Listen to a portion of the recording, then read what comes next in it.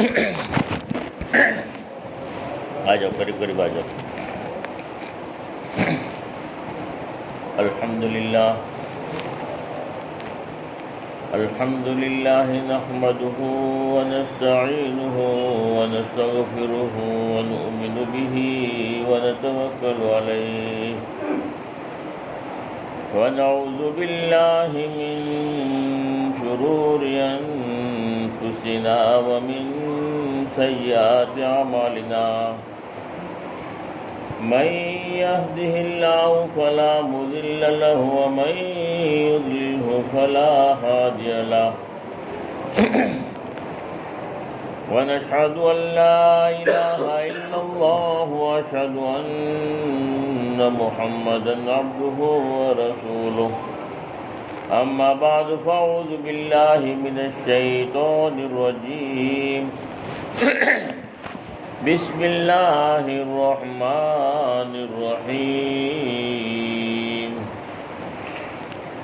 كنتم خير أمة أخرجت للناس تأمرون بالمعروف وتنهون عن المنكر وتؤمنون بالله. صدق اللہ العظیم. ایک مرتبہ درود پاک پڑھ لیں. اللہم صلی علی محمد وعلی آل محمد کما صلیت علی ابراہیم وعلی آل ابراہیم انک حمید مجید. اللہم بارک علی محمد وعلی آل محمد کما بارکت علی ابراہیم وعلی آل ابراہیم انک حمید مجید. محترم بھائیوں، دوستوں، بزرگوں، آج پوری دنیا کے اندر بسنے والا ہر ایک انسان، چاہے کوئی بھی آدمی ہو، شہر کا رہنے والا ہو، دیہات کا رہنے والا ہو، تاجر ہو یا کاشتکار ہو، غریب ہو یا امیر ہو، کالا ہو یا گورا ہو، کسی بھی ملک کا رہنے والا ہو،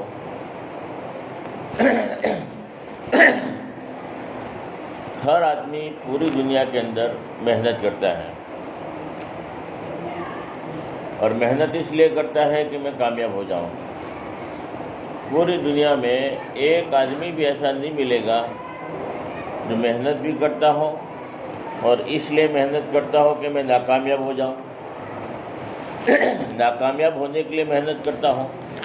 پوری دنیا میں ایک آدمی ایسا نہیں ملے گا کہ جو ناکامیاب ہونے کے لیے محنت کرتا ہوں. ہر آدمی کی تمنا ہے کامیاب ہونا، ہر آدمی کامیاب ہونے کے لیے ہی محنت کرتا ہے، اور اللہ بھی یہی چاہتے ہیں کہ میرے بندے کامیاب ہو جائیں. ماں کو اپنے بیٹے سے جتنی محبت ہوتی ہے، اس سے کئی گنا زیادہ اللہ کو اپنے بندوں سے محبت ہے. کسی کی ماں یہ نہیں چاہتی کہ میرا بیٹا ناکامیاب ہو.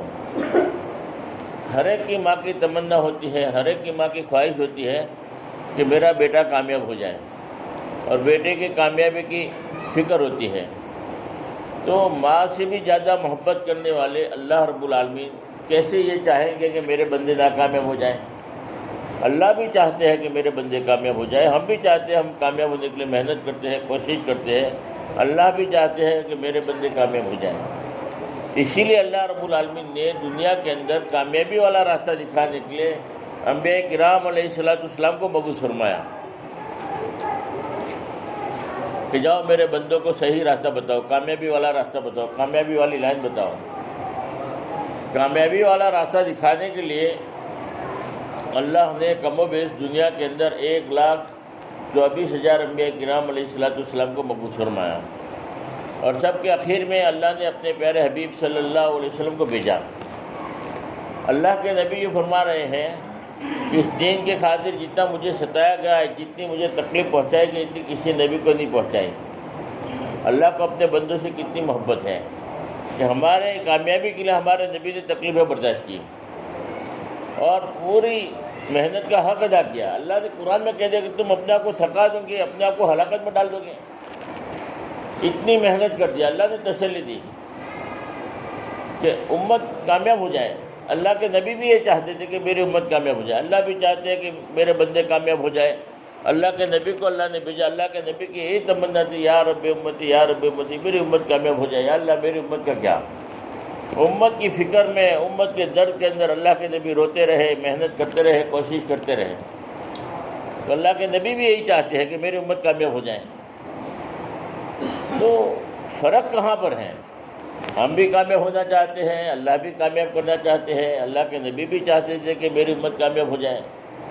ہم نے جو کامیابی سمجھا ہے, جو فرق ہے, ہم نے جو کامیابی سمجھا ہے دنیا کی شکلوں میں, دنیا کی چیزوں میں, جس سطح پر آدمی ہے اس سے آگے بڑھنے میں آدمی کامیابی سمجھ رہا ہے. ایک کرائے کے مکان میں رہنے والا آدمی ہے, وہ آدمی یوں سمجھتا ہے کہ میرا خود کا مکان ہو جائے تو میں کامیاب ہو جاؤں. خود کا مکان ہے, وہ یہ سمجھتا ہے کہ میرے 4 لڑکے ہیں, 4 مکان ہو جائے تو میں کامیاب ہو جاؤں. ایک سائیکل چلانے والا ہے, پیدل چلنے والا ہے, وہ سمجھتا ہے کہ میرے پاس سائیکل آ جائے تو کامیاب ہو جاؤں.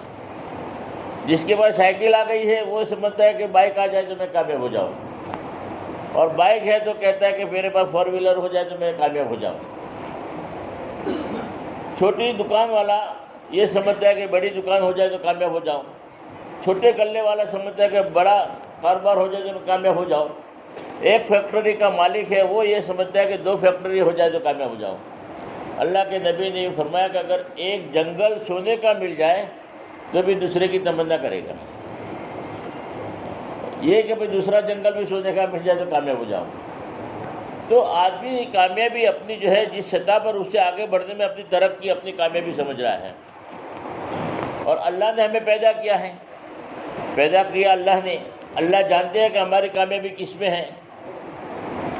جس نے پیدا کیا وہی جانتا ہے کامیابی. جیسے ایک آدمی نے گاڑی بنائی ہے, وہ گاڑی بنانے والا ہی جانتا ہے کہ یہ گاڑی نفع کیسے پہنچائے گی.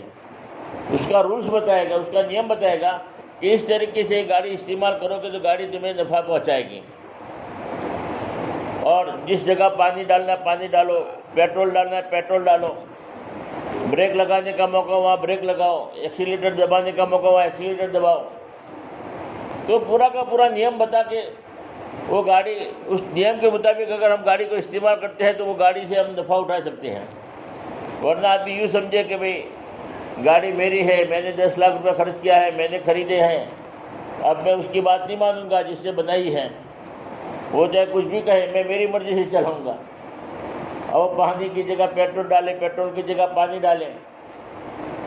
چلانے کے اندر آدمی بریک مارنے کی جگہ ایکسیلیٹر دباوے, ایکسیلیٹر دبانے کی جگہ بریک مارے تو آدمی گاڑی نقصان پہنچائے گی, ایکسیڈنٹ ہو جائے گا, گاڑی چالو نہیں ہوگی.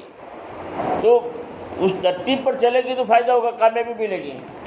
اسے اللہ نے ہماری باڈی بنائی ہے, اللہ نے ہمیں پیدا کیا ہے, اللہ ہی جانتے ہیں کہ ہماری کامیابی کس میں ہے. اس لیے اللہ نے کامیابی والے راستے بتائے, یہ حلال ہے, یہ حرام ہے, یہ تم عمل کرو گے تو اس سے تمہیں جو ہے فائدہ ہوگا.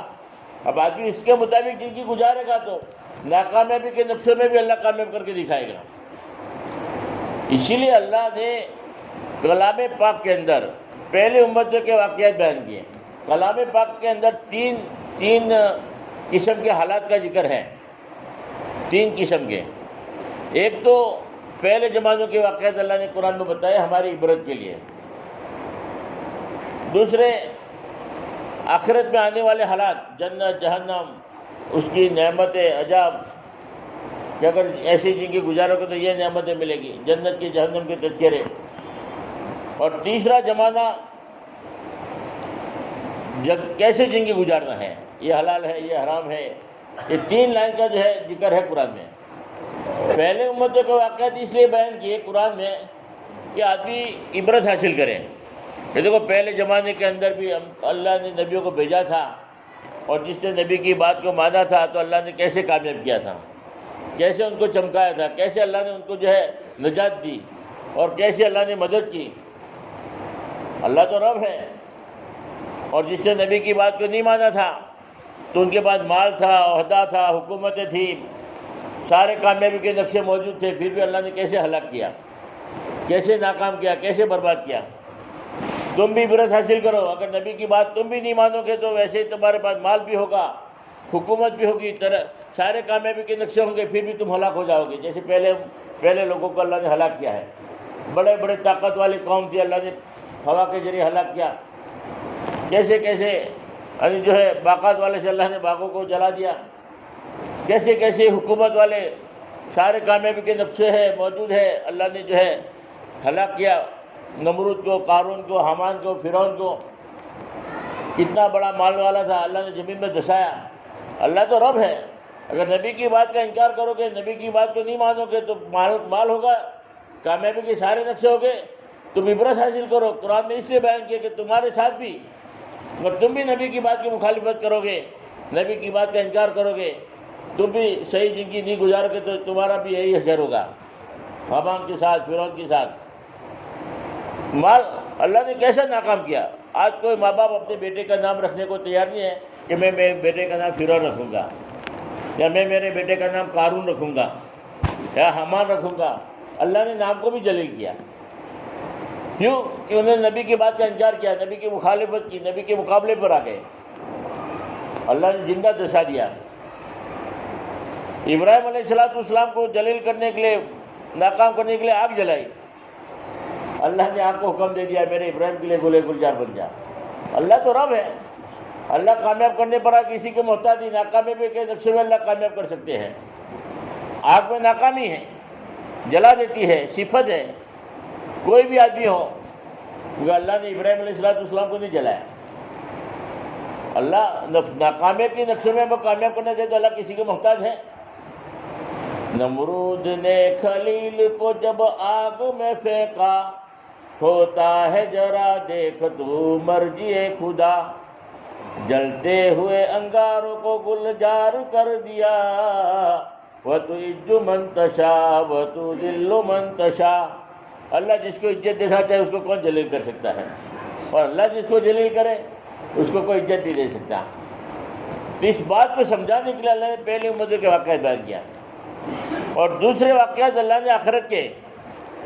اگر تم نے صحیح زندگی گزاری ہے، نماز کی پابندی کی ہے، اللہ پاک فرماتے کہ میں میری ذمہ داری سے جنت میں داخل کروں گا. اور جنت کے اندر ایسی نعمت اللہ نے بنائی ہے، نہ آنکھوں نے دیکھی ہے، نہ کان نے سنی ہے، نہ دل میں اس کا وہم و گمان بھی گزرا ہے. اللہ ایسی نعمتیں دیں گے جن کے بارے میں آدمی سوچ بھی نہیں سکتا. اور آخرت کی زندگی ہمیشہ کی. آخرت کے مقابلے میں اگر یہ دنیا کی زندگی کا حساب لگایا جائے تو دنیا کی زندگی کا کوئی حساب ہی نہیں ملتا.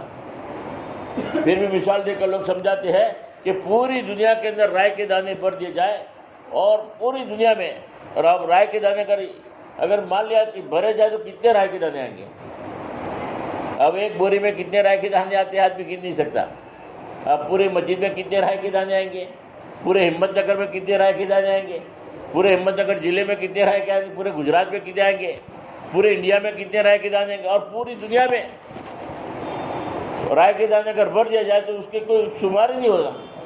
اور آسمان پر ایک چڑیا بٹھا دی جائے، 1000 سال کے بعد ایک دانہ کھائے تو بھی فرمایا کہ رائے کے دانے ختم ہو جائیں گے. آخرت کی زندگی ختم ہی نہیں ہوگی، ہمیشہ کی زندگی ہے. اب اس اعتبار سے اگر حساب لگاؤ تو دنیا کی زندگی کا کیا حساب آئے گا. ایک بزرگ نے دوسری مثال دی کہ سمندر میں پانی ہے، وہ آخرت کی زندگی ہے، اور اس میں اگر سوئی ڈالو اور سوئی ڈالنے کے بعد اس کو اوپر نکالو اور جو پانی ٹپکے گا، قطرہ ٹپکے گا، وہ دنیا کی زندگی ہے. اور پورا سمندر آخرت کی زندگی. بتاؤ، ایک قطرہ اور پورا سمندر، کوئی حساب ہی نہیں لگا سکتا. تو آخرت کی تو ابد الآباد زندگی ہے، ہمیشہ کی زندگی ہے. تو اس کی تیاری کے لیے اللہ پاک نے دنیا میں بھیجا ہے. اس لیے اللہ کے نبی نے فرمایا عقل مند آدمی وہ ہے، ہوشیار آدمی وہ ہے کہ مرنے سے پہلے تیاری کر لے، ورنہ اچانک آخرت میں چلا گیا، وہاں پچھتانے سے کوئی فائدہ نہیں ہوگا. زندگی تو گزر جائے گی مگر وہاں پچھتانے سے کوئی فائدہ ہی نہیں ہوگا. لیکن زندگی گزارنے کا طریقہ اللہ نے بتایا دنیا میں کہ تمہیں کیسی زندگی گزارنی ہے تاکہ آنے والی لامحدود زندگی کی جو ہے تم کامیاب ہو جاؤ. اور اصل کامیابی وہی ہے کہ آدمی جہنم سے ہٹا دیا گیا، جنت میں داخل کر دیا گیا. اس لیے دنیا کے نظام اللہ نے قرآن میں بتایا کہ نماز کی پابندی، یہ حلال ہے، یہ حرام ہے. اس طریقے پر اگر آدمی زندگی گزارتا ہے تو دنیا میں چین، سکون، اطمینان، اور آخرت میں بھی اللہ پاک چین، سکون، اطمینان دیں گے. آدمی اندازہ ہی نہیں لگا سکتا۔ دنیا میں مختصر زندگی ہے، آخرت کی لامحدود زندگی ہے، حساب لگاؤ تو کوئی حساب ہی نہیں ہے۔ اب اتنی چھوٹی زندگی بھی، اس میں بھی اگر ہم نے جو ہے اللہ کا حکم توڑ دیا، اپنی منمانی کیا، تو ہمیشہ ہمیشہ کی زندگی ہماری خراب ہو جائے گی۔ یہ اس سے بیوقوف آدمی کوئی ہے ہی نہیں۔ تو اللہ کے نبی کا عقل مند آدمی وہ ہے جو موت سے پہلے پہلے تیاری کرے، پھر پچھتانے سے کوئی فائدہ نہیں۔ 3 آدمی تھے، دوست تھے جگری، تو گھومنے پھرنے کے لیے گئے، ایک ہوٹل میں گئے 3 آدمی، اور ہوٹل بہت بڑی تھی، 75ویں مالے پر ان کو نمبر ملا سونے کا۔ روم جو ملا وہ کون سے نمبر میں ملا؟ 75ویں مالے پر۔ اور ہوٹل کا ایک رول تھا کہ دیکھو 10 بجے سے پہلے پہلے اگر تم آ گئے تو آپ کو لفٹ کے ذریعے آپ اپنے روم پر پہنچ سکتے ہو، اور 10 بجے کے بعد آئے تو لفٹ آپ کو بند ملے گی، اور کسی بھی صورت میں لفٹ چالو نہیں ہوگی۔ یہ پہلے سے نیم ہے، آپ کہیں بھی جاؤ مگر 10 بجے سے پہلے آپ کو آنا ضروری۔ نیم سنا دیا، اس کے بعد انہوں نے روم بک کیا 75ویں مالے پر۔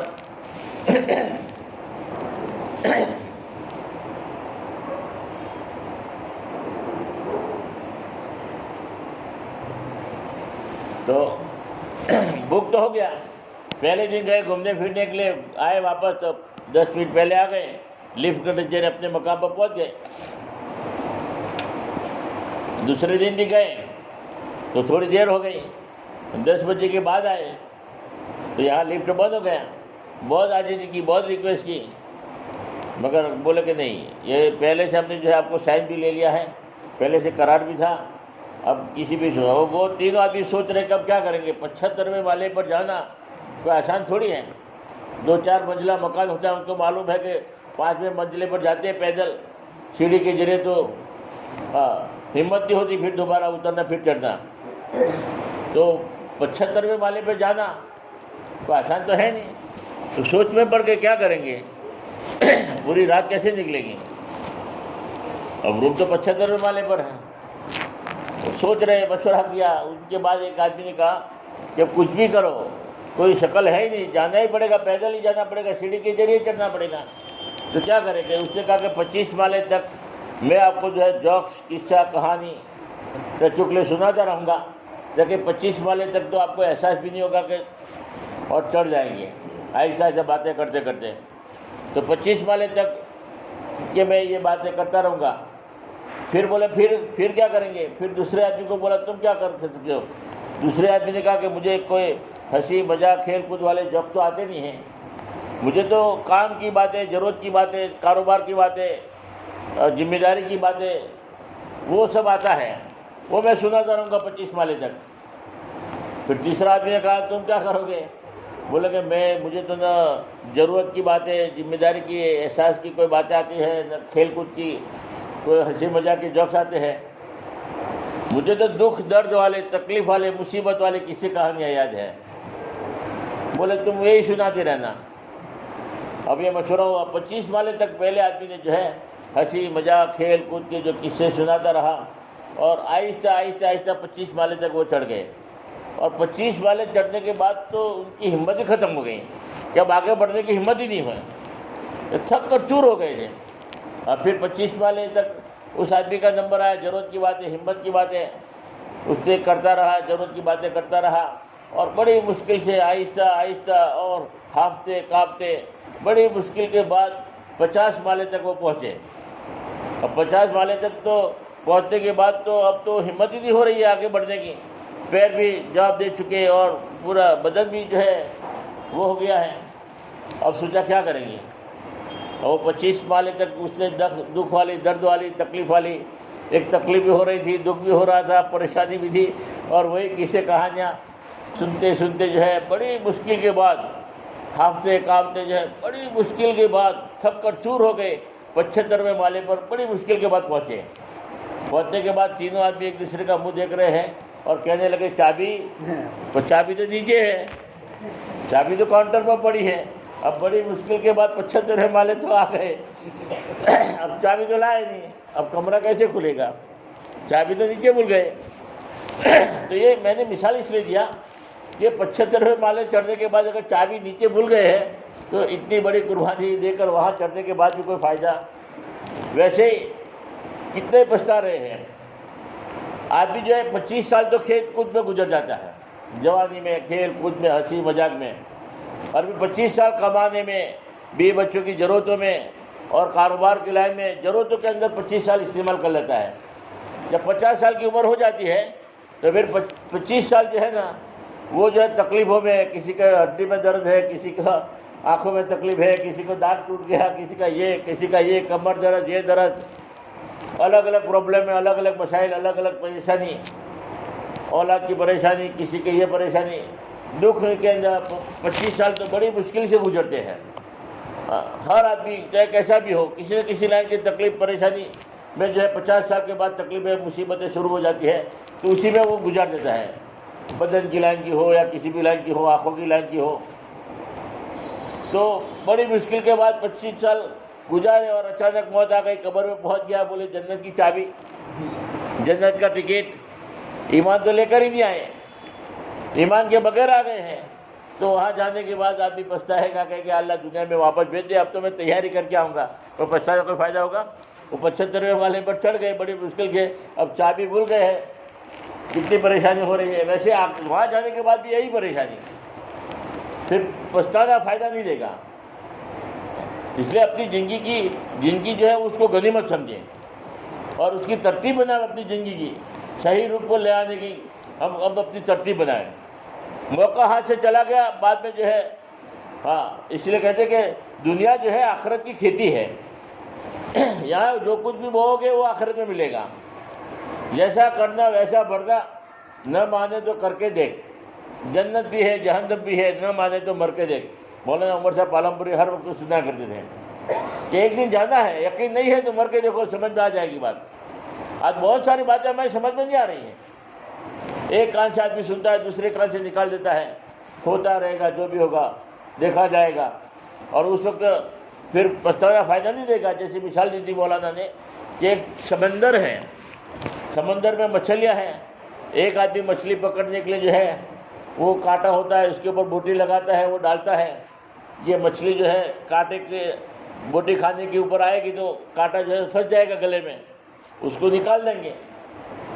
اس سے کانٹا ڈالا تو ساری مچھلیاں بوٹی کھانے کے لیے آ گئی. تو اس میں ایک سمجھدار مچھلی تھی، بڑی مچھلی تھی، سمجھا رہی کہ دیکھو مت کھاؤ، کھاؤ گے تو تمہارے گلے میں کانٹا پھنس جائے گا اور تم کو وہ باہر نکالے گا. اور باہر نکالنے کے بعد میں دیکھو تیل گرم ہوتا ہوگا، اتنا لمبا 6 فٹ کا 5 فٹ کا آدمی ہوگا، چھرا بھی ہوگا، تمہیں کاٹے گا، تمہاری بوٹی بنائے گا، تیل میں تڑے گا، 32 دانتوں کے بیچ میں چبائے گا. بس کچھ سمجھ میں نہیں آ رہی. یہ تو ویسے ہی بات کہہ رہے ہیں جیسے دین اللہ والے جو ہمیں سمجھا رہے ہیں، ہمیں اس بات سمجھ میں نہیں آتی. ویسے وہ سارے مسئلے کو سمجھتے کیونکہ ان کی دنیا میں وہی تالا بھی تھا. تو ادھر ادھر دیکھا کوئی باہر کا تھوڑا ان کو نظر آتا ہے. اب انہوں نے مانا نہیں، بڑی مچھلی کی بات مانی نہیں، تجربے کار تھی. اب وہ کھانے گئی تو اٹک گئی، باہر نکلا، سب دیکھ لیا، مگر فائدہ کیا؟ یہاں تیل بھی گرم ہو رہا ہے، لمبے لمبے آدمی بھی کھڑے ہیں، چھرا بھی ہے، سب ہے. میں کہنے کا مطلب بعد میں پچھتانے سے فائدہ نہیں ہوگا. اس لیے عقل مند آدمی کہا گیا. ہوشیار آدمی وہ ہے کہ آخرت کی تیاری کر لے. اور موقع دنیا میں ہے، دنیا میں موقع ہے. اور دنیا میں بھی اگر آدمی صحیح زندگی گزارتا ہے تو اللہ کا وعدہ ہے کہ اللہ آدمی کہنے کا مطلب ظاہر کے خلاف اللہ مدد کریں گے. اگر اللہ پر آدمی بھروسہ کر کے اللہ کا حکم پورا کرے گا تو غیب سے اللہ پاک اس کی ضرورتیں پوری کرے گا. اور ایسے واقعات بیان کیے قرآن میں پہلے، اور تم بھی عمل کرو، تمہارے ساتھ بھی اللہ کا وہی معاملہ ہوگا. جیسے موسیٰ علیہ السلام، مولانا عمر صاحب فرمایا کرتے تھے کہ آج کے زمانے میں دعوت کے کام ہے، اور دعوت کے کام کرنے والوں کے ساتھ جو اللہ کی مدد آتی ہے، اللہ پاک ان کے جو کام بناتے ہیں، نبیوں کے ساتھ جو اللہ کی مدد آئی اس سے بھی کئی گنا زیادہ اللہ کی مدد آئے گی اس امت کے ساتھ. پھر ایک مثال لے کر سمجھایا کہ موسیٰ علیہ السلام پانی پر چلے ہیں دریائے نیل کے اندر، اور ساتھ بھی نبی وقاص رضی اللہ تعالیٰ عنہ بھی دریائے دجلہ میں سے پار ہوئے.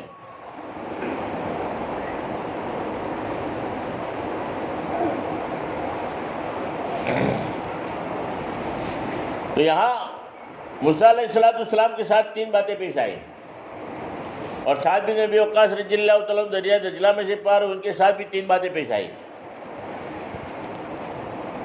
دونوں کا فرق بتایا کہ موسیٰ علیہ السلام خود نبی ہے، اور نبی کی موجودگی میں، ان کی رہبری میں، ان کی ماتحتی میں ان کی امت چل رہی ہے، اور یہاں سعد بن ابی وقاص رضی اللہ عنہ صحابی ہے، نبی نہیں ہے، بغیر نبی کی موجودگی میں سعد بن ابی وقاص رضی اللہ اپنے لشکر کو لے کے چل رہے ہیں۔ کتنا بڑا فرق! نبی کے مقام پر صحابی نہیں پہنچ سکتے، نبی کا مقام الگ ہے، اپنی جگہ پر ہے، اس مقام پر کوئی صحابی بھی نہیں پہنچ سکتا، سارے صحابہ کرام مل کر بھی نہیں پہنچ سکتے، یہاں نبی موجودگی ہے بغیر نبی کی موجودگی میں۔ اور دوسرا فرق یہ بتایا کہ موسیٰ علیہ السلام کو اللہ نے حکم دیا کہ اپنے ہاتھ میں عصا ہے اس کو پانی پہ مارو، پانی پہ مارا تو راستے بن گئے، اللہ نے راستے بنا لیے، اور راستوں کے اوپر وہ چل رہے ہیں، پانی پر نہیں چل رہے، اللہ نے انتظام کیا، پانی کے اوپر اللہ نے پہلے راستے بنا دیے، اب راستہ بن گیا، پل بن گیا، تو ہر آدمی چلتا ہے۔ یہاں بھی اگر تالاب ہو، ندی ہو، جو کہ پل بن گیا ہے تو پل پر ساری گاڑیاں چل رہی ہیں، سب چل رہے ہیں، کیونکہ پل ہے، تو نیچے ندی ہے مگر اوپر ویسے پل بن گیا، اب پل کے اوپر راستے کے اوپر چل رہے تھے، پانی پہ نہیں چل رہے تھے۔ فرعون جب گیا، جب پل بن گیا تھا، راستہ تھا، تو فرعون بھی چلا، تو بیچ پہ اللہ نے ملا دیا، مگر پہلے راستے بن گئے تب چلے۔ اور یہاں سعد بن ابی وقاص رضی اللہ تعالیٰ 60,000 کا لشکر لے کے جا رہے ہیں، اللہ نے راستے نہیں بنائے، بغیر راستوں سے چل رہے ہیں۔ اور تیسرا فرق یہ بتایا کہ یہاں موسیٰ علیہ السلام اور ان کی قوم اکیلی چل رہی ہے، ان کے ساتھ اور کوئی نہیں ہے۔ یہاں سعد بن ابی وقاص رضی اللہ تعالیٰ عنہ اور ان کا لشکر اکیلا نہیں چلتا، بلکہ ان کے جانور بھی، گھوڑے بھی چل رہے ہیں، گھوڑے سمیت پانی پہ چل رہے ہیں۔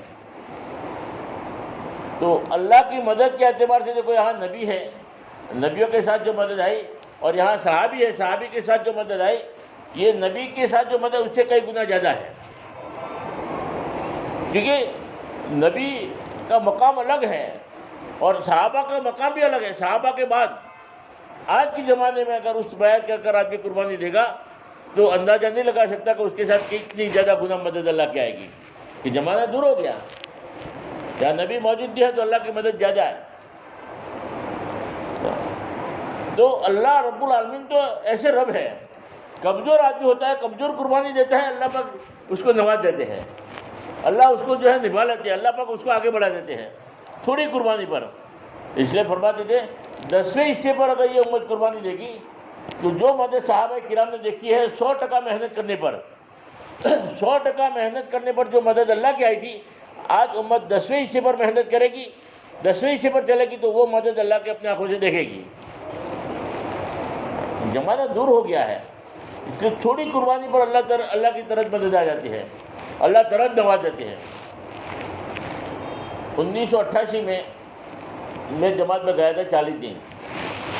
اب 40 دن میں سے جو ہے میں نے 4 مہینہ کیا، 4 مہینے میں سے 1 سال پورا کر کے گھر آیا۔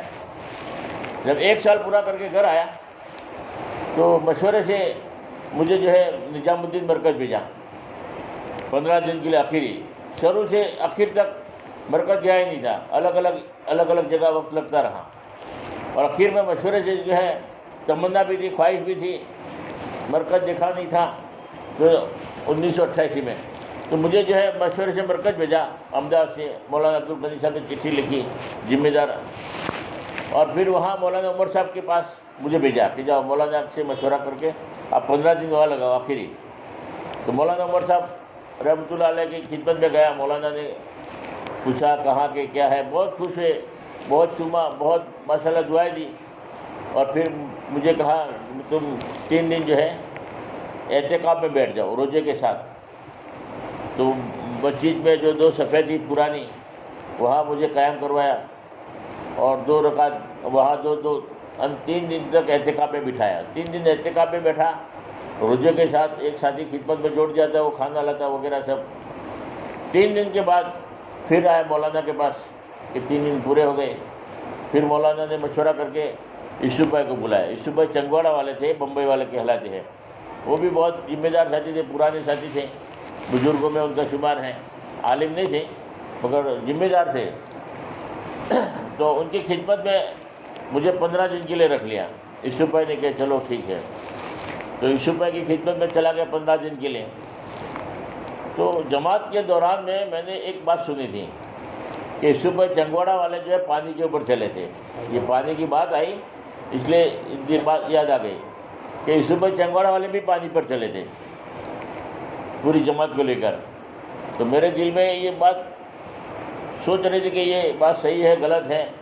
آج موقع بھی ہے، یوسف بھائی کی خدمت میں ہوں، میں اکیلا ہوں، یوسف بھائی بھی ہیں، ہمت کر کے ذرا پوچھ لے۔ مگر اس وقت عمر بھی بہت چھوٹی، 20 سال کی عمر، اور بزرگ اور ان کا جو مقام، ان کا جو رعب تھا، تو ہمت ہی نہیں ہو رہی تھی پوچھنے کی، چھوٹی وہ بڑی بات، مگر ہمت کر کے میں نے کہا پوچھنا چاہیے۔ ایک دن نکل گیا، 2 دن نکل گیا، 3 دن نکل گیا، ہمت ہی نہیں ہو رہی تھی کیسے پوچھوں۔ پھر ایک دن سر میں تیل لگا رہا تھا رات کو خدمت میں، تو دل میں آیا کہ آج تو پوچھ لینا ہے، چاہے جواب دے یا نہ دے، مگر پوچھ لیں گے تو کوئی کو بات تو سمجھ میں آئے گی۔ ہو سکتا ہے کوئی جھوٹی بات چل جائے تو میں بھی گنہگار ہوں گا، تحقیق نہیں کا، اور موقع ہے تحقیق نہیں کا تو یہ تو کیسا آدمی۔ تو میں نے ہمت کر کے پوچھا ایک مرتبہ، 3-4 دن کے بعد تیل لگاتے لگاتے کہا کہ یوسف بھائی ایک پوچھنا بات کہ آپ پانی پر چلے تھے، بات صحیح ہے غلط ہے؟ پھر یوسف بھائی نے مجھے سامنے بلا لیا، اور بلانے کے بعد کہا کہ میں اکیلا چلا تھا، پوری جماعت چلی تھی۔ میں نے تو کہا کہ پوری جماعت کو لے کر آپ چلے تھے، میں نے تو یہ سنا ہے، اب کہاں تک صحیح ہے مجھے معلوم نہیں، آپ بتاؤ تو معلوم پڑے۔ تو پھر انہوں نے پوری کارگزاری سنائی کہ بھوپال سے بمبئی 4 مہینے کی ہماری پیدل جماعت تھی، 4 مہینے کی پیدل جماعت تھی ہماری بھوپال سے بمبئی کی، تو ہمارا رخ پیدل کا ہی تھا۔ اب اس وقت اس زمانے میں پانی کا جو ہے بڑا پور آیا تھا، نرمدا ندی آئی بیچ میں، بہت بڑی ندی ہے نرمدا ندی، تو بیچ میں نرمدا ندی آئی اور بہت بڑی ندی تھی، اور ہم کو جو ہے ندی کے اس کنارے پہ جانا تھا، اور وہ کشتی وغیرہ جو بھی تھی پور آنے کی وجہ سے وہ کام نہیں کر رہی تھی، راستہ بند ہو گیا تھا۔ اب جانا ہے بالکل سامنے ہی جانا ہے، مگر بہت لمبا گھوم کے جانا پڑتا تھا، 50-100 کلومیٹر جو بھی ہو، بڑا لمبا گھوم کے جانا پڑتا تھا۔ تو مشورہ کیا کرنا چاہیے، ہمیں سامنے جانا ہے، پیدل جماعت ہے، تو جاوے نہ جاوے کیا کرے، راستہ بند ہے، کشتیاں نہیں ہے، کوئی انتظام ہی نہیں ہے جانے کا، تو کیا کریں گے؟ تو سارے ساتھی ماشاءاللہ قربانی والے تھے، سب نے مشورہ کیا کہ بھئی ہم تو چلیں گے، ہم واپس نہیں جائیں گے، اللہ کے راستے میں ہم نکلے ہیں، چاہے کچھ بھی ہو جائے ہم تیار ہیں چلنے کے لیے۔ اب 2 رکعت نماز پڑھی، صلاۃ الحاجت کی، پھر مشورہ کیا کرنا چاہیے، اللہ کی طرف متوجہ ہوئے، سارے ساتھی تیار تھے قربانی دینے کے لیے، یا کچھ بھی ہو جائے ہم تو چلیں گے۔ پھر سارے ساتھیوں کا جو ہے ایک ہی رائے تھی، تو پھر امیر صاحب نے کہا کہ ایک کام کریں، 3 آدمی ہم چلیں گے پہلے، اگر ہم بیچ میں پہنچ جائیں تو بعد میں آپ 7 آدمی آ جانا، اگر ہم 3 آدمی بیچ میں ڈوب گئے، بہہ گئے، تو پھر آپ 7 آدمی واپس ہو جانا۔ یہ کیا ہوا، 3 آدمی جو مضبوط تھے، اللہ سے خوب دعا کی، دعا کر کے جو ہے انہوں نے جو ہے 3 آدمی نے قدم رکھا پانی میں، بسم اللہ مجریہا ومرسہا ان ربی لغفور الرحیم، اللہ سے دعا کر کے انہوں نے تو چلنا شروع کیا۔ تو بیچ میں پہنچے، یوسف بھائی اور 2 آدمی اور تھے، ہم 3 آدمی بیچ میں پہنچے، تو 7 آدمیوں نے دیکھا کہ راستے میں پہنچ گئے، بیچ میں پہنچ گئے ہیں، تو 7 آدمی بھی جو ہے پیچھے بسم اللہ مجریہا ومرسہا ان ربی لغفور الرحیم پڑھ کے جو ہے داخل ہو گئے، اور آہستہ آہستہ ہم اس کنارے پہ پہنچ گئے۔ پھر یوسف بھائی اپنے اشارے سے بتایا کہ اتنے پیر بھگے تھے ہمارے۔ اس وقت دل میں ایک کیفیت پیدا ہوئی میرے کہ اگر یہ دعوت کے کام اگر نظام الدین مرکز والے بھی چھوڑ دے رہے تو بھی انشاءاللہ دعوت کے کام میں نہیں چھوڑوں گا۔ ایسی عجیب و غریب کیفیت پیدا ہوئی جب ان کی زبانی جب بات سنی۔ اللہ نے وعدہ کیا ہے کہ اس زمانے میں اگر قربانی دے گا تو اللہ پاک تو رب ہے، اللہ کسی کا محتاج ہے ہی نہیں، اللہ تو قربانی مانگتا ہے، لیتا نہیں ہے۔ آدمی دعوت کے کام کو حق سمجھے اور قربانی کے ساتھ اپنے آپ کو چلاوے، پھر جب کوئی راستہ رکاوٹ ہے سب ختم، کیسا بھی رکاوٹ ہوگی اللہ پاک رکاوٹ دور کریں گے۔ مفتی عبداللہ صاحب ایک مرتبہ بیان میں کہا والذین جاہدوا فینا لنہدینہم سبلنا، جو اللہ کی دین کی نسبت پر مجاہدہ کرتا ہے، محنت کرتا ہے، اللہ اس کے لیے راستے کھولے گا۔ راستہ کھلے گا نہیں کہا کہ چلو راستہ کھلے، راہیں کھلے گی۔ اب راہیں کھلے گی میں کیا ہے؟ ایسے راستے کھلیں گے کہ ہمیں گمان بھی نہیں ہوگا۔ انہوں نے الگ الگ مثال دے کر سمجھا کہ ایک آدمی قرض دار ہے، اتنا قرض میں ڈوب گیا ہے کہ پریشان ہے، زندگی ختم کر دینا چاہتا ہے، آباد کرنے کی تیاری میں ہے، خودکشی کرنے کی تیاری میں ہے، جینا بیکار ہے، لوگ تنگ کرتے ہیں، لوگ جو جینے نہیں دیتے، چھپ چھپ کر رہنا پڑتا ہے، پریشان تھا۔ اب اس کی بات سمجھ میں آ گئی، کسی جگہ پہ تم اللہ کے راستے میں چلے جاؤ، اللہ کوئی اچھا راستہ نکالے گا، اللہ کی مدد آئے گی تمہارے ساتھ۔ آدمی اللہ کے راستے میں نکل گیا، پہاڑوں کے برابر بھی قرضہ تھا، اللہ نے جو ہے آہستہ آہستہ ادا کرا دیا، اور ایسا ادا کر دیا کہ آج ملکوں کا سفر کر کے آ رہا ہے۔ اللہ تو ایسا راستہ کھلے گا کہ ہم کو گمان بھی نہیں ہوگا، اور ہزاروں لاکھوں کروڑوں آدمیوں کا تجربہ ہے کہ ایسے حالات میں نکلے ہیں تو اللہ نے ایسے حالات دور کیا کہ ہم کو گمان بھی نہیں ہے۔ ایک آدمی بیمار ہے، ڈاکٹروں نے ہاتھ ادھر کے دیے کہ اس کا کوئی علاج نہیں ہے، آدمی اللہ کے راستے میں نکل گیا، اللہ نے ایسی خطرناک بیماری جو ڈاکٹر بھی ہاتھ ادھر کر دیتا ہے کہ اس کا کوئی علاج نہیں ہے، ایسے بیماروں کو بھی اللہ نے شفا دے دیا اور جڑ سے بیماری ختم کر دیا۔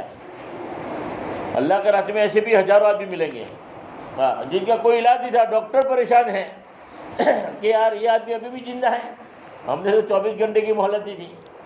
ہم حیدرآباد میں تھے، ایک حیدرآباد کی ایک جماعت آئی، میں احمدآباد وہاں تشکیلی جماعت 3 دن کی، تو ہم ملاقاتوں میں چل رہے تھے تشکیل میں، تو انہوں نے ایک بات بتائی کہ میرے گھر میں میری چھوٹی نواسی ہے، چھوٹی بچی تھی چھوٹی، تو وہ بیمار ہو گئی، ڈاکٹر کے پاس لے گئے، ڈاکٹر نے کہا کہ اس کا کوئی علاج نہیں ہے، آپ جتنے ہو سکے خدمت کر لو، یہ 24 گھنٹے کی مہمان ہے۔ تو میں بڑا ہمت ٹوٹ گیا، بہت علاج کرایا مگر کوئی علاج کام نہیں آیا، ڈاکٹر نے واپس کر دیا کہ تم گھر جا کر 24 گھنٹے کی مہمان ہے، 24 گھنٹے تک جو بھی ہو خدمت کر لو، اس کی کوئی امید نہیں ہے اب جینے کی۔ تو میں رو رہا تھا اور جماعت آئی عیادت کے لیے، ساتھی کی اس کی بچی بیمار ہے، چلو بھائی ان کی نہیں عیادت کے لیے ساتھی جاتے ہیں، تو عیادت کے لیے ساتھی آئے، مسجد کے ساتھی آئے کہ ڈاکٹر نے کیا کہا، کیا نہیں، یہ ہے وہ ہے۔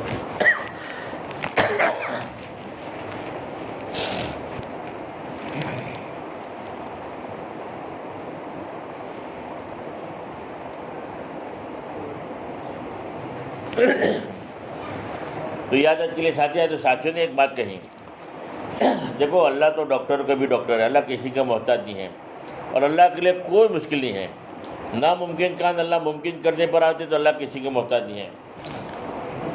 آپ کی بچی کے بارے میں ڈاکٹروں نے کہا کہ 24 گھنٹے کی مہمان ہے، اگر آپ ہماری بات مان لو تو ایک کام کر لو، 24 گھنٹے کے لیے اللہ کے راستے میں چلے جاؤ، یہاں رہ کے پھر تم کیا کرو گے، رو گے دھو گے، اب اس سے بہتر کہ اب اللہ کے راستے میں 24 گھنٹے کے لیے چلے جاؤ اور اللہ سے دعا مانگو، رو۔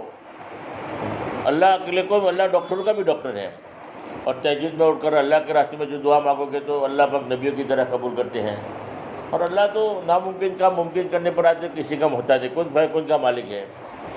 تو تھوڑی بات سمجھائی تو اس کی بات سمجھ میں آ گئی، ویسے بھی 24 گھنٹے کی مہمان ہیں اور سارے ڈاکٹر تو چھوٹ گئے ہیں، چلو اللہ کے راستے میں جا کر اللہ کو منواتے ہیں۔ اور وہ جماعت میں نکل گیا بات سن کر۔ بعض آدمی سمجھدار ہوتے ہیں، مان لیتے بات، اور بعض آدمی ضدی ہوتے ہیں، مانتے ہی نہیں ہیں۔ لاتوں کا جو بوت ہے وہ باتوں سے نہیں مانتا، اللہ کی طرف سے حالات آتے ہیں پھر سمجھ میں آ جاتی ہے۔ اس کی بھی ایک مثال دے دو، سمجھ میں آ گئی تو یہ پوری کر لو۔ تو کہنے کا مطلب کہ تم 24 گھنٹے اللہ کے راستے میں چلے جاؤ، تو سمجھ میں آ گئی بات کہ چلو بات اچھی کہہ رہے ہیں، جماعت والے کہہ رہے ہیں، تو جماعت میں چلا گیا 24 گھنٹے کے لیے، اور اللہ سے خوب مانگا، خوب رویا۔ اب جو حالات ہوتے ہیں تو روتا بھی ہے، اللہ سے مانگتا بھی ہے، اور اللہ تو دعا ضرور قبول کرتے ہیں، اور اللہ کے راستے میں نکل کر دعا 100% قبول ہوتی ہے، 1% بھی فیل نہیں ہوتی، مگر دعا قبول ہونے میں بعض مصیبت ہوتی ہے، بعض دفعہ جو مانگا وہ مل جاتا ہے، بعض دفعہ جو مانگا ہے اس سے بہتر ملتا ہے جو ہمیں سمجھ میں نہیں آتا، بعض دفعہ دعا اسٹاک ہو جاتی ہے، اللہ آخرت میں دیتے ہیں، اور دعا تو 100% قبول ہو جاتی ہے۔ تو اللہ کے راستے میں نکلا، خوب دعائیں مانگی، تہجد میں اٹھ کر روتا رہا، مانگتا رہا کہ یا اللہ تیرے لیے کوئی مشکل نہیں ہے۔ 24 گھنٹے پورے کر کے گھر آیا، بچی کو دیکھا تو ماشاءاللہ طبیعت میں تھوڑا سدھار دکھ رہا ہے۔ پھر ڈاکٹر کے پاس لے کے اب چلو ڈاکٹر کے پاس صدقہ کر کے جاتے ہیں۔ پھر ڈاکٹر کے پاس گیا، ڈاکٹروں نے علاج کیا، ماشاءاللہ آج 5 سال کے ہو گئے، ماشاءاللہ میری بچی زندہ ہے۔ بھائی اتنا یقین بن گیا، اس کے بعد سے 3 دن میرے ناگا نہیں ہوئے ہیں۔ جب بھی 3 دن ہر حال میں نکل جاتا ہوں کہ بھائی اللہ کی مدد میں نے آنکھوں سے دیکھی ہے، اب غفلت کرنے کی کیا ضرورت ہے؟ اللہ تو رب ہے، اللہ کسی کے محتاج نہیں ہے، راستہ ضرور کھلے گا۔ مفتی صاحب نے فرمایا کہ کوئی ایسا بیمار آدمی ہے اگر اللہ کے کام میں لگ گئے تو اللہ ایسے راستہ کھولے گا کہ ہمیں گھما بھی نہیں ہوگا۔ مولانا عمر صاحب فرمایا کہ مجھے ڈاکٹر نے کہا کہ مجھے بولنا نہیں، پھر بھی میں 2 گھنٹہ بولتا رہتا ہوں۔ ڈاکٹر نے منع کیا پھر بھی بولتا ہوں۔ ڈاکٹر مر گیا، میں ابھی زندہ ہوں۔ جو ڈاکٹر کہنے والا ہے وہ تو بیچارہ قبر میں پہنچ گیا، اور میں تو ابھی بھی زندہ ہوں، 2 گھنٹہ بیان کرتا ہوں۔ تو رب اللہ ہے، اللہ کسی کو اللہ کسی کو مطلب تو راہیں کھلے گی۔ اب بات کوئی پریشانی ہے، کوئی کورٹ کچہری کا مسئلہ ہے، کسی کا کیا مسئلہ ہے، وہ اللہ نے حل المشکلات والا راستہ ہے۔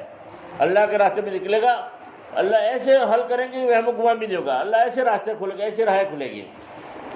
اور پھر دوسری بات یہ بتائیں کہ بعض جگہ کام نہیں ہوتا، مخالفت کا ماحول ہوتا ہے، تکلیف رکاوٹیں ہوتی ہیں، تو اللہ پاک وہاں بھی راستے کھولیں گے، وہاں بھی مرد مجاہد تیار ہو جائے گا اور رہبر بنے گا، اور وہاں بھی ماشاءاللہ جماعت کی شکلیں بنی، جیسے جوان کی جماعتیں جب حرکت شروع ہوئی تو ایسی ایسی جگہ پر کام شروع ہوا کہ ہمیں گھما بھی نہیں ہوا، اللہ ایسے راہیں کھول دیا۔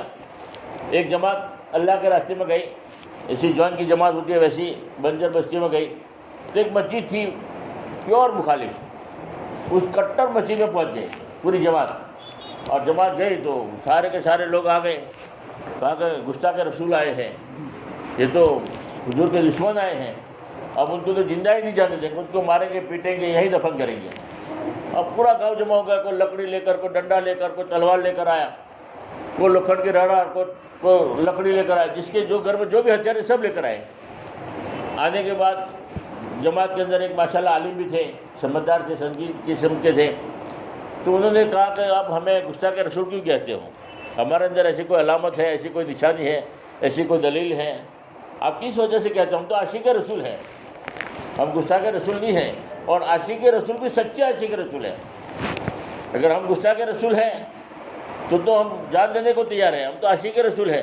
کہ گستاخ رسول ہے تو ہم بتاؤ کیسے گستاخ رسول ہے، تو ایسی علامت بتاؤ، ہم دیکھو کرتا پاجامہ ٹوپی نماز کے پابند، جو عاشق رسول کی علامتیں ہیں، کوئی ایک علامت بتا دو کہ جو گستاخ رسول کی ہو، تو ہم مار کھانے کے لیے تیار ہیں۔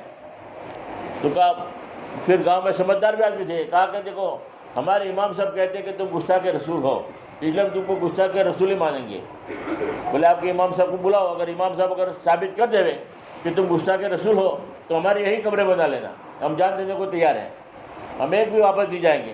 اگر ہمیں گستاخ رسول ثابت نہ کر سکے تو ایک دن ہم یہاں قائم کریں گے، کل دوسری مسجد میں چلے جائیں گے۔ تو بولے یار بات تو صحیح کہہ رہے ہیں، گاؤں میں سمجھدار بھی لوگ ہوتے ہیں۔ انہوں نے جا کہ بھائی گستاخ رسول ہے تو مارنا ہے، اگر گستاخ رسول نہیں ہے تو کائے کو ماریں گے؟ امام صاحب کو بلائے، امام صاحب کہیں گے، امام صاحب کو بلا کر آیا، اور امام صاحب کا اتنا دبدبا پورے گاؤں میں، امام صاحب کہیں اٹھ جاؤ اٹھ جاؤ، بیٹھ جاؤ بیٹھ جاؤ، اتنا امام کو پیر کی طرح، یعنی اتنا احترام، اتنا ادب، اور امام کے پیچھے پورا گاؤں۔ امام چاہے کچھ بھی کہہ دے، بس بات ختم، پتھر کی لکیر۔ اتنا روب تھا، اتنا دباؤ تھا، اتنا جو ہے یعنی کنٹرول تھا امام کا۔ امام صاحب آئے، کہنے لگے کہ تم گستاخ رسول ہو، تم اللہ کے نبی کو حاضر ناظر نہیں مانتے۔ مولانا کہا کہ دیکھو امام صاحب، اللہ کے نبی کو حاضر ناظر تو مان لیں گے آپ کے کہنے کے مطابق، مگر معراج کا انکار کرنا پڑے گا۔ بولے معراج کا کیسے انکار ہو سکتا ہے؟ اللہ کے نبی کو معراج ہوئی، معراج میں تو نماز واجب ہوئی، نماز فرض ہوئی، معراج کا تو انکار ہو ہی نہیں سکتا۔ تو کہنے لگے کہ دیکھو امام صاحب، آپ کے کہنے کے مطابق اللہ کے نبی ہر جگہ حاضر ناظر ہے، تو معراج میں بھی حاضر ہی ہے۔ جب معراج میں بھی حاضر ہے تو سفر کی تو ضرورت باقی رہتی نہیں ہے۔ سفر تو جب ہوتا ہے جب وہاں موجود نہ ہو، اور اللہ کے نبی تو ہر جگہ موجود ہے، تو پھر سفر کر کے کیوں گئے؟ سفر کی تو ضرورت ہی باقی نہیں رہتی کہ اللہ کے نبی تو ہر جگہ موجود ہے۔ اب امام صاحب بالکل خاموش ہو گئے، اللہ کی مدد ایسی ہے کہ بالکل چپ۔ اس کے بعد امام صاحب نے کہا کہ یہ مسئلہ چھوڑو، اللہ کے نبی کو تم عالم الغیب نہیں مانتے، پھر اور امام صاحب نے کہا، مولانا نے کہا کہ امام صاحب دیکھو، اللہ کے نبی کو جتنا بھی غیب کا علم دیا ہے اللہ نے سب مانتے ہیں، کسی چیز کا انکار ہے ہی نہیں ہمارے اندر، نہیں اللہ کی طرح عالم الغیب نہیں مانتے۔ تو کہا کہ اللہ کی طرح اگر عالم الغیب اللہ کے نبی کو ماننا ہے تو وحی کا انکار کرنا پڑے گا۔ بولے وحی کا کیسے انکار ہو سکتا ہے؟ کہ اللہ کے نبی کے اوپر وحی آیا کرتی تھی جبریل علیہ السلام کے ذریعے، پورا قرآن نازل ہوا، ساری باتیں وحی کے ذریعے اللہ کے نبی کو بتائی ہے، اور وحی کا تو انکار کرنا ہی پڑے گا کہ اللہ کے نبی تو خود ہی عالم الغیب ہے اللہ کی طرح۔ جب خود ہی عالم الغیب ہے تو وحی کی ضرورت تو باقی رہتی تھی ہے، وحی کے ذریعے جو بات بتائی جاتی تھی وہ بتانے کی کیا ضرورت، پہلے سے ہی معلوم ہے۔ اور بالکل امام صاحب چپ ہو گئے۔ اس کے بعد امام صاحب نے محبت سے کہا کہ دیکھو آپ اللہ کے نبی کو مشکل کشا کیوں نہیں مانتے؟ تو کہا کہ اللہ کے نبی کو اگر مشکل کشا ماننا ہے تو شفاعت کا انکار کرنا پڑے گا کہ میدان محشر میں اللہ کے نبی سفارش کریں گے، شفاعت کا انکار کرنا پڑے گا۔ بولے شفاعت کا کیسے انکار ہو سکتا ہے؟ خود ہی اللہ کے نبی ہی کی حکومت ہوگی، ہو سکتا ہے وہی سفارش کریں گے تبھی تو کام بنے گا۔ بولے کہ جب اللہ کے نبی خود ہی مشکل کشا ہے تو شفاعت کی ضرورت کیا؟ جس کو چاہے جنت میں داخل کرے، جس کو چاہے جہنم میں داخل کرے، خود تو مشکل کشا ہے۔ تو فرما کہ شفاعت کیا کریں گے جب خود مشکل کشا نہیں ہے؟ تو اب بالکل بات سمجھ میں آ گئی۔ پھر امام صاحب نے تائید کی کہ جماعت یہاں رہے گی، اللہ نے مدد کی ہے، والذین جاہدوا فینا لنہدینہم سبلنا، اللہ ایسے راہیں کھولے گا ہمیں گمان بھی نہیں ہوگا۔ راستے اللہ کھولتے ہیں، اس لیے دعوت کے کام کو آدمی ہمت کرتا ہے، کوشش کرتا ہے، قربانی دیتا ہے۔ ظاہر کے خلاف قربانی دے گا، ظاہر کے خلاف اللہ کی مدد اپنے آنکھوں سے دیکھے گا۔ یہ کام ہم نے پبلک کو سمجھا ہی نہیں ہے۔ ہم ایک جگہ تشکیل میں گئے تو ہمارے ساتھ ایک مولانا تھے، الیاس صاحب کھڑیا سنا کے تھے، مولا عبد الرحمن صاحب جو ذمہ دار ہیں ان کے لڑکے۔ وہ کہ میں سال میں تھا تو ہم ایک تشکیل میں گئے، تو سال میں تھا تو پڑوس ملک کی ایک جماعت آئی 1.5 سال کی، اور دونوں جماعت ایک ہی مسجد میں قیام۔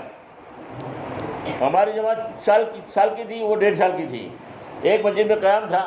تو پڑوس ملک کی جماعت کے ساتھی کہنے لگا کہ مولانا تم نے تبلیغ کو کیا سمجھا ہے؟ میرے گھر سے بیوی نے خط لکھا ہے، پڑھ کے دیکھو تبلیغ سمجھ میں آ جائے گی۔ تو مولانا سوچ میں پڑھ کے کہ ایسا تمہاری بیوی نے خط میں کیا لکھا ہے کہ تبلیغ سمجھ میں آئے گی؟ پھر خط دیا، خط دینے کے بعد کہا کہ نہیں تم بتا دو کیا ہے بات۔ پھر انہوں نے اپنی جو ہے پوری کارگزاری سنائی کہ دیکھو مولانا ہم 3 بھائی ہیں اور ہمارا کاروبار کھیتی باڑی کا ہے، 2 بھائی کھیتی میں زیادہ لگے ہوئے ہیں اور میں زیادہ وقت دعوت کے کام میں لگتا ہوں، 3 دن میں 10 دن میں ملاقاتوں میں 24 گھنٹے فارغ دعوت کے کام میں لگا رہتا ہوں، تھوڑا بہت وقت کھیتی باڑی کے پیچھے لگ جاتا ہے، مگر نہیں کے برابر زیادہ مشغولی 2 بھائی کرتے ہیں۔ اور بٹوارے میں ہمارے کھیت میں 3 بھائی ہیں، 3 حصے پڑتے ہیں، تو میرے حصے کا مجھے مل جاتا ہے اور میں آسانی سے دعوت کے کام کر لیتا ہوں۔ اب 1.5 سال کی جماعت کے جب میں نے ارادہ کیا کہ مجھے 1.5 سال کے لیے جانا ہے، تو 2 بھائیوں نے مشورہ کیا کہ دیکھو یہ بھائی ویسے ساتھ دیتا نہیں ہے، جماعت میں گھومتا رہتا ہے، ہم محنت کرتے ہیں، مزدوری کرتے ہیں اور اس کا تو پورا حصہ اس کو بھی دینا پڑتا ہے، تو ایسا کرے کھیت کے جو ہے بٹوارے کر لے، 3 حصے کر لے، ہر آدمی اپنا اپنا کھیت سنبھالیں۔ اور انہوں نے جو ہے 3 حصے کر دیے، بھائی کو بلایا کہ بھائی دیکھو برسوں ساتھ میں تھے، اب بٹوارہ کر لیتے ہیں، اب تینوں کو 3 حصے کر لیے۔ اب بھائی کو کہا کہ ہر آدمی اپنا اپنا کھیت سنبھالے، جیسے کرنا ہے جو کرنا ہے وہ کریں۔ اب وہ سوچنے لگا کہ مجھے تو ایک طرف 1.5 سال کی جماعت میں جانا ہے اور ایک طرف کھیتی کی ذمہ داری آ گئی، اب میں جماعت میں جاؤں کھیتی بہو۔ آدمی جب ارادہ کرتا ہے، نیت کرتا ہے تو حالات آتے ہیں، اور حالات اس لیے آتے ہیں ہماری تربیت کے لیے کہ اللہ دیکھنا چاہتے ہیں کہ آدمی اب جمتا ہے نہیں جمتا، آدمی نکلتا ہے نہیں نکلتا۔ حالات آئے، اب کھیتی باڑی کون کرے گا؟ اب پہلے تو بھائی سے آسانی تھی، اب تو ذمہ داری آ گئی۔ اس نے دل میں ارادہ کیا کہ مجھے تو جانا ہی جانا ہے۔ اب ارادہ کیا تھا مجھے جانا ہے، تو اب کھیت تک کیا کرنے کو ترتیب بنا کے جانا ہے۔ بولا کھیت کسی کو بونے کے لیے دے دے، جو بھی پیداوار مجھے آدھا ہمیں ملے گا آدھا وہ لے گا۔ تو پہلے بھائی سے بات کی کہ بھائی تیار ہو جائے تو آسانی ہو جائے گی، وہ بوئیں گے اور میرے کھیت میں جو پیدا ہوگا اس کو آدھا وہ لے گا آدھا مجھے لے گا۔ اب 2 بھائی سے مشورہ کیا، تیار نہیں ہوئے۔ بولے کوئی بات نہیں، گاؤں میں کسی کو دے دیتے ہیں۔ اب پورے گاؤں میں محنت کیا کوئی کھیت بونے کے لیے تیار ہو جائے، وہ پورے گاؤں میں ایک آدمی بھی تیار نہیں ہوا بونے کے لیے۔ یہ اللہ کی طرف سے امتحان تھا، اللہ آزمائش لیتے۔ اب اللہ بندہ چاہتا کہ اب کیا کرتا ہے، اب ایک طرف 1.5 سال جانا ہے، کھیت بونا ہے، اور کوئی انتظام نہیں ہے، کیا کروں؟ تو اللہ پر ایسا بھروسہ تھا، توکل تھا کہ دیکھو رب ہے اللہ نے روزی تو لکھ دیا ہے مقدر میں، وہ تو مل کے ہی رہے گی، مجھے تو جماعت میں جانا ہی جانا ہے 1.5 سال کے لیے۔ بیوی کو کہا کھیت بونے کے لیے، کوئی تیار نہیں ہوا، 1.5 سال کے بعد بوئیں گے، اللہ نے مقدر میں لکھا ہو تو بعد میں بھی مل جائے گا، میں تو جماعت میں جا رہا ہوں۔ تو 70,000 روپیہ قرضہ لیا، 50-60 جماعت میں لے کر گیا، 10-15 گھر پہ چھوڑا، اور جماعت میں 70,000 روپے جماعت میں لے کے نکلا، اور بیوی کو کہا کہ کھیت بونے کے لیے کوئی تیار نہیں، میں تو جا رہا ہوں۔ اللہ کے بھروسے پر میں نکل گیا۔ نکلنے کے بعد میں بیوی نے خط میں یہ لکھا ہے کہ تمہارے جانے کے بعد اللہ کے فضل سے کھیت بونے والا مل گیا، اور میں نے اس میں پیاز بو ڈالی، اور اللہ کا فضل ایسا ہوا کہ پیاز بہت زیادہ پیدا ہوئی، اور ریٹ بھی اتنا بڑھ گیا کہ زندگی میں کبھی نہیں سنا تھا، اتنا ریٹ بڑھ گیا۔ تو تم جو 70,000 روپے قرضہ لے کر گئے تھے، میں نے پورا کا پورا ادا بھی کر دیا، اور مزید 1.5 لاکھ روپے نفع کے اور بچے ہیں کہ آپ جماعت میں سے آؤ گے تو رکھے ہوئے ملیں گے۔ تو مولانا کہتے کہ میرے خوشی کی وجہ سے آنکھوں نکل گئی۔ واقعی اللہ پاک دعوت کے کام میں قربانی مانگتے ہیں، لیتے نہیں ہیں۔ ہم نے تبلیغ کو سمجھا ہی نہیں ہے، کہا کہ میں اگر وہاں رہتا، محنت کرتا، مزدوری کرتا تو اتنا نہ کما سکتا۔ جب اللہ دینے پر آتے تو میری تھوڑی محتاج ہے، میری غیر موجودگی میں بھی اللہ نے دے دیا۔ تو اللہ تو وہ رب ہے، اللہ کسی کے محتاج نہیں ہے۔ آدمی دکان کو بند کر کے اللہ کے راستے میں جاتا ہے، شٹل کو تالا لگتا ہے، روزی کو تالا نہیں لگتا۔ آدمی رکشہ بند کر کے جاتا ہے تو روزی بندی ہو جاتی، چلو رکشہ بند ہو گئی تو روزی تھوڑی بند، روزی تو اللہ دے کر رہیں گے، کیسے دیں گے؟ یہ اللہ پر بھروسہ کر کے، ہمت کر کے، جن کی ابھی تک 4 مہینے نہیں لگے، ہمت کر کے 4 مہینے کے لیے بتاؤ کون تیار ہے؟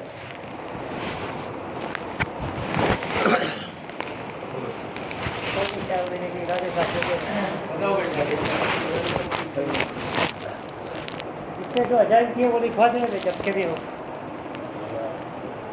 4 مہینے کے لیے جنہوں نے ارادہ کیا ہے سب بتا دو۔ کب سے؟ 25 جون سے 4 مہینے کی۔ دیکھو میں 25 جون سے رویل سے کہوں۔ اللہ قبول فرما، اللہ آسان فرما، اللہ ان کی جان میں مال میں خوب برکت عطا فرما۔ مسجد فاطمہ اور ساتھی میں ارادے کرے میں سامان سے بھی ہمیں جماعتیں جائے گی بھی 4 مہینے کی، 15 سامان سے جو ساتھیوں کے ارادے ہیں۔ بولو 15 شعبان سے جو 4 مہینے کے لیے تیار ہے وہ بھی بتاؤں۔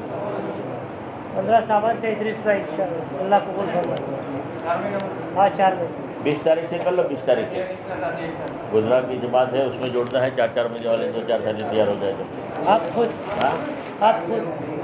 خود پہلے آپ کا حنیف بھائی کا دیکھو انشاءاللہ، اور حاجی صاحب کا بھی ارادہ ہے، حاجی مقبول بھائی رحمت نگر سے انشاءاللہ۔ بولو ارادہ کرو بھائی۔ اور ساتھی بتاؤ بھائی 4 مہینے کے لیے 15 سامان سے ہمارے حلقے سے جماعتیں جائے گی بھائی۔ امن ہے نگر میں 12 تاریخ سے۔ ہاں امن بھی ہے مسجد صحابہ سے 4 مہینے کے لیے، اور ساتھی